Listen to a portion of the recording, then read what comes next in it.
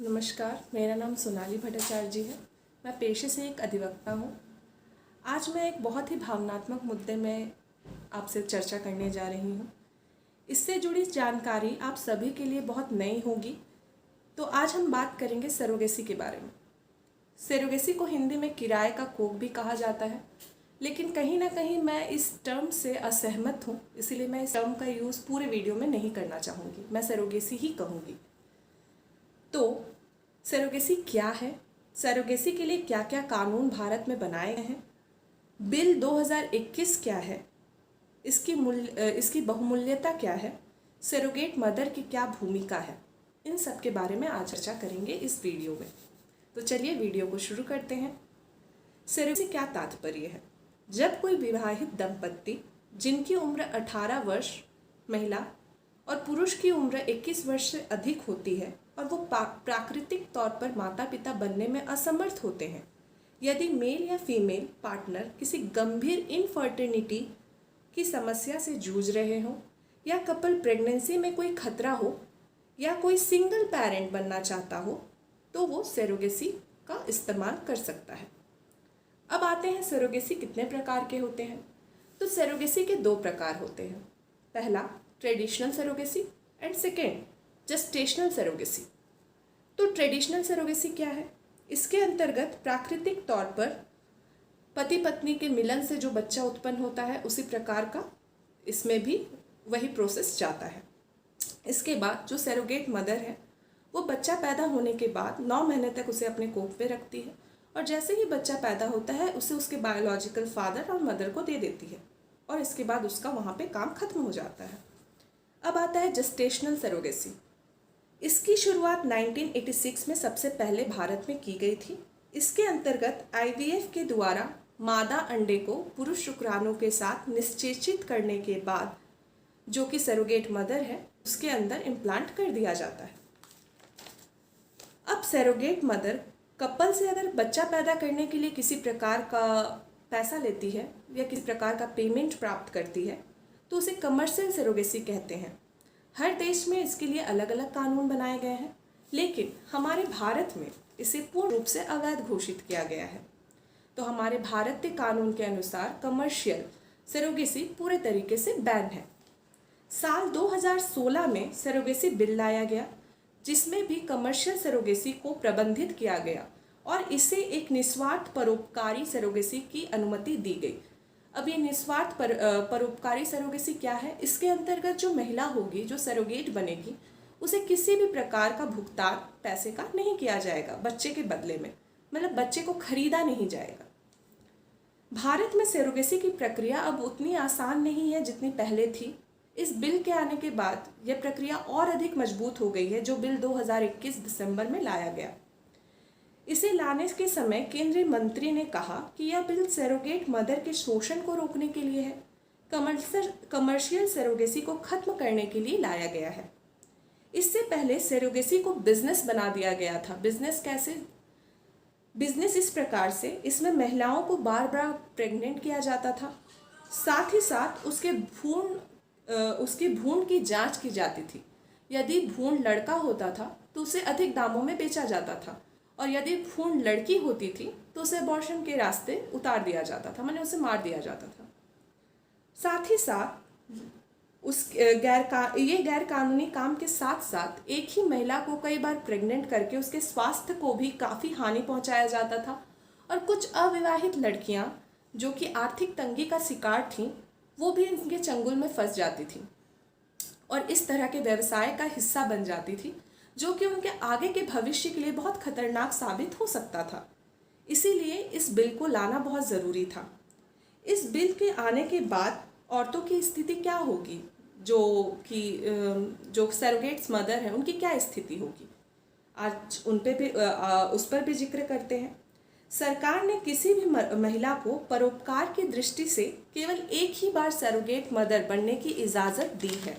मतलब अगर surrogate mother है, वो सिर्फ एक ही बार सरोगेट मदर बन सकती है, बाकी बार नहीं, और उनका विवाहित होना बहुत ही अनिवार्य है। अगर सरोगेट मदर के साथ किसी प्रकार का शोषण हो रहा है, अगर ये शोषण केवल एक बार हुआ है तो उसके लिए 5 से 10 लाख रुपए की सज़ा का जुर्माना का प्रावधान है, और अगर इसे दोबारा दोहराया गया तो ये जुर्माना 10 से लेकर 20 लाख रुपए तक की हो सकती है, और साथ ही साथ करने वाले को 8 साल की सज़ा का प्रावधान बनाया गया है। सरोगेट्स मदर के लिए सरकार ने 35 महीने का बीमा करवाने का अनिवार्य रूप से एक मुहिम जारी की है, ताकि बच्चे के जन्म के बाद शारीरिक और मानसिक स्वास्थ्य से जुड़ी दिक्कतों से उसे ना गुजरना पड़े, और ये उसके लिए मददगार और उसके लिए मददगार साबित हो। विधेयक में प्रावधान है कि 23 से लेकर 50 साल की उम्र की महिलाएं सरोगेट का रास्ता चुन सकती है। सरोगेट मां बनने के लिए विवाहित होना अनिवार्य है। यह प्रक्रिया मातृत्व धारण करने के लिए है, अतः इसे कमर्शियल नहीं बनाया जा सकता। इससे पहले क्या होता था कि पैसे के लिए आर्थिक तंगी को देखते हुए महिलाएं इस कदम में उठ जाती थीं, और साथ ही साथ जिनकी उम्र 74 ईयर्स या उससे ज़्यादा है, वैसे भी लोग पेरेंट्स बनने का सपना पूरा कर रहे थे। इस बिल के आने से पहले आंध्र प्रदेश की एक घटना है, वहाँ 74 ईयर्स के एक पुरुष ने अपने आप को पिता बनने के लिए इसका इस्तेमाल किया था। अब जरा सोचिए, अगर वो 74 ईयर्स की उम्र में पिता बनते हैं, तो जब वो बच्चा 15-20 साल का होगा तब तक में उनकी मृत्यु भी हो सकती है। तो इसका कोई जायज़नेस है ही नहीं, ये जायज़ कहीं से भी नहीं हो सकता। ये उस बच्चे के भविष्य के लिए भी खतरा है। तो इस तरह की चीज़ों को बैन करने के लिए इस विधेयक का आना बहुत आवश्यक था। परोपकारी दृष्टिकोण को बढ़ावा देना, जहां बीमा या चिकित्सालय व्यय के कारण निर्धारित खर्च के अलावा और किसी प्रकार का खर्च या पारिश्रमिक का भुगतान करना जो महिला सरोगेट मदर बन रही है उसके लिए बिल्कुल नाजायज होगा। लेकिन मेरी विडंबना इसमें यह है कि कोई महिला इतनी महंगाई के ज़माने में 9 महीने किसी और के बच्चे को अपने कोख पे क्यों रखेगी? अगर उसे किसी तरह का फ़ायदा या फिर उसे किसी तरह का मुआवजा ना मिले तो, क्योंकि माँ बनना 9 महीने किसी बच्चे को गर्भ में धारण करना बहुत ही एक कठिन प्रोसेस मैं कहूँगी है। तो कोई इस प्रोसेस को क्यों करेगा किसी और के लिए, सिर्फ परोपकार की दृष्टि से? जहाँ हमारा समाज इतना प्रैक्टिकल होते जा रहा है, वहाँ ये कहना कि परोपकार की दृष्टि से कोई ऐसा करेगा तो ये बहुत बड़ा सवाल खड़ा करता है। आगे चलते हैं। इस अधिनियम की कुछ मुख्य धाराएं भी हैं। ये क्या क्या धाराओं से है, सेक्शंस है इस अधिनियम के अंतर्गत। एक इच्छुक युगल अधिनियम की धारा 2H के अनुसार अधिनियम युगल को क्रमशः 21 और 18 वर्ष की आयु के बाद भारतीय पुरुष और महिला के रूप में परिभाषित करता है। साथ ही साथ ये विवाहित हो, इसकी चिकित्सा रिपोर्ट ऐसी होनी चाहिए कि इसके अलावा इनके पास और कोई विकल्प ना हो माता पिता बनने का। मतलब जो सरोगेसी कर रहे हैं या सरोगेसी का प्रोसेस अपना रहे हैं, उनके पास इसके अलावा और किसी प्रकार का कोई मेडिकल टर्म ना हो, इसीलिए वो इसका यूज़ कर रहे हैं।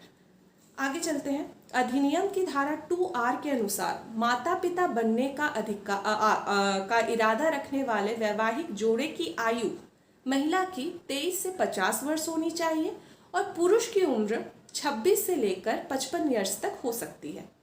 एक इच्छुक तलाकशुदा महिला क्या बच्चे को अडॉप्ट कर सकती है? तो हाँ, वो बच्चे को अडॉप्ट भी कर सकती है और सरोगेसी के थ्रू भी जा सकती है। सरोगेसी के लिए धारा 2S में परिभाषित किया गया कि इच्छुक महिला यदि वह विधवा या तलाकशुदा है और उसकी आयु 35 से लेकर 45 ईयर्स की होगी तो वो सरोगेसी का इस्तेमाल कर सकती हैं, लेकिन हाँ, उनका विवाहित होना अनिवार्य है। आगे चलते हैं।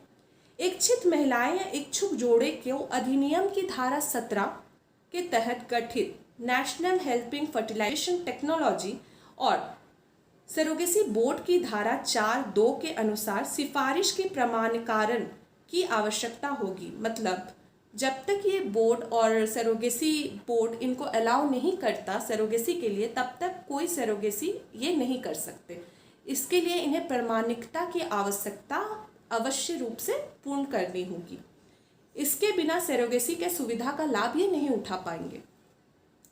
अब आते हैं LGBTQIA यानी LGBT कम्युनिटी और अविवाहित महिला आज भी इस अधिनियम के तहत माता पिता बनने के प्रश्न चिन्ह इनका लगा हुआ है, इनको चिन्हित किया गया है।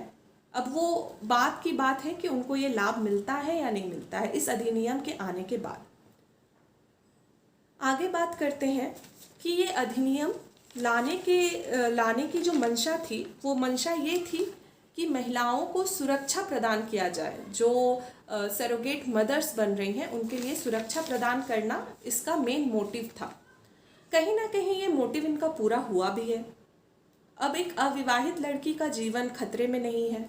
एक महिला जो बार बार माँ बन रही है या माँ बनकर किसी और को माता पिता बनने का सुख दे रही हैं, उनके स्वास्थ्य के साथ किसी प्रकार का खिलवाड़ नहीं हो सकता। तो मैं इस बिल के साथ हूँ और मैंने इसके जो कानूनी प्रोसेस है वो आपको बताया है। उम्मीद करती हूँ ये वीडियो आपको पसंद आएगा और आपकी जो इंक्वायरीज़ है प्लीज़ उसको आप कमेंट बॉक्स पर ज़रूर डालें।